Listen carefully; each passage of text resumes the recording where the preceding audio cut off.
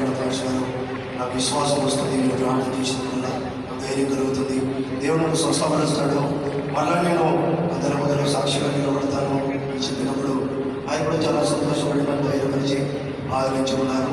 అందువరకు pastor గారికి ప్రార్థన చేసిన కృతజ్ఞతాస్తుతులు చెల్లిస్తున్నాను. ఇప్పుడు సమయం క్లుప్తంగా మీకు నాకు సాక్ష్యాన్ని చెప్తాను. నేను పరిశుద్ధ అవసరం కుటుంబంలో నాన్నగారు ఒక 2 అన్నదమ్ములు, పెద్ద ఆయనకు 5 కుమార్తెలు, 2 ఆయనకు పిల్లలు లేరు. చివరిగా నాన్నగారికి చివరి అయిన తర్వాత అక్కడ చిన్న చెల్లి జన్మించింది. చిన్న అనారోగ్య పరిస్థితుల్లో ఆమె మరణించారు. తర్వాత వారు నా ఎంతో చాలా ఆశ పెట్టుకున్నారు, వంశాన్ని తెలుస్తాడు కాబట్టి వంశం అనేది నిర్వీర్యంగా మార్చబడకూడదని చెప్పి వాళ్ళు ఆశపడ్డారు. నేను కూడా ఆగదాయిగా చిన్నప్పటి నుంచి సినిమాలకు వెళ్ళాలి, మంచి డ్యాన్స్, సినిమా పాటలు, ఒకటో తరగతి సమయంలో మంచిగా పాటలు బాగా ఇష్టం ఉండేది. స్కూల్లో కూడా చాలాసార్లు సినిమా పాటలు పాడి మంచి ప్రైజ్ కూడా ఇచ్చాను. వాటి తర్వాత కొద్ది సంవత్సరాల తర్వాత హైదరాబాద్ వెళ్ళినప్పుడు పని నిమిత్తము ఆ సమయంలో కూడా నాకు బాగా పిచ్చి ఉండేది, సినిమాలంటే చాలా పిచ్చి.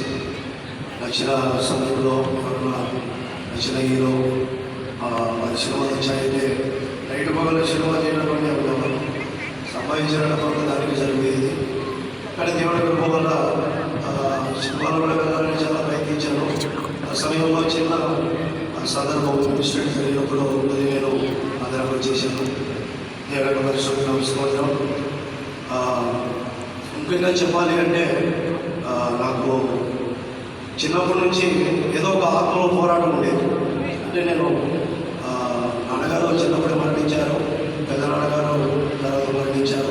మొదటిగా పెద్ద నాన్నగారు చనిపోయారు, తర్వాత నాన్నగారు చనిపోయారు, ఆ తర్వాత 2 ఆయన కూడా చనిపోయారు.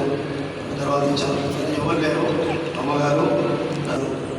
ఆ సమయంలో కూడా ఎక్కువ సినిమాలు నేను చెప్పేవాడిని, ఏదో భాష అంటున్నావు, నీకు ఏదైనా కానుక కావాలని అడుగు, కానీ ఇలాంటి వివాదాలన్నీ వచ్చుకోకూడదని చెప్పి సినిమా పాటలు పెట్టి బాగా ఆయన ఇబ్బంది పెట్టి ఆయన పారిపోయేవారు. నన్ను చూసి చెప్పి ఆయన చాలా వరకు నా కోసం ప్రార్థన చేసేవారు. దేవునికి పరిశుద్ధ నమస్కారం. అటు తర్వాత సందర్భం వచ్చినప్పుడు నేను పని నిమిత్తమై స్థలంలో పని చేసినప్పుడు మా ఫ్రెండు పెద్ద ఆయన ఉన్నారు,